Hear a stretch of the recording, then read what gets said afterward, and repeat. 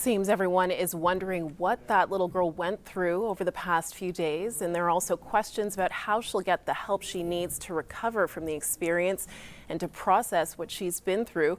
Joining us now is clinical psychologist Dr. Rina Gupta. Thank you for joining us. And, I'll start with, in a situation like this, what are the priorities in terms of care for this little girl? I think right now we need to make the assumption, without having more information, that she's been through a very traumatic experience. And what a child of 3 needs is consistency, predictability, and a little bit of calm around her. So people that she's very familiar with, people who can love her and coddle her and make her feel safe again. Safety, emotional safety, physical safety, top priorities at the moment.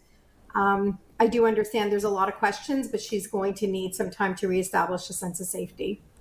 That must be so difficult because, as we just heard, her own mother, we can imagine, who's one of her primary caregivers, is currently in police custody, facing charges of child abandonment. So that sense of security has to be shaken. Well, without a doubt, but I'm hoping that there's other people in her life who she's very familiar with and feels very safe with, who can surround her in the moment. I think it's important to understand that, she's young, she's 3, and a lot of people might assume that, because she's 3, she might not remember the trauma of her experiences. But trauma does change the brain.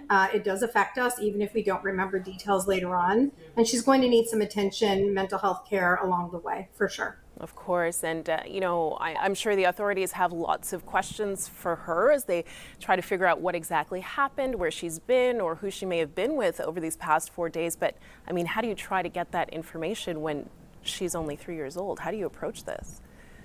Well, I am hoping that the people who do question her are trained in child development. That would be really important, trauma informed. Children of that age need space and time. We get information through play, through creativity with crayons, and really talking about things as if they're not too serious, so it's like, tell me about what you did, and not making it very traumatic for the child, just as if it's a normal conversation. So play therapy and creativity is the way to go, and slow and steady. You can't pull something out. She might be talkative and ready to tell everything, or she may be holding back, and it's really important to meet her at her pace and go slowly from there. Okay. Dr. Rina Gupta, thank you again for your time today. We appreciate it. Thanks for having me on.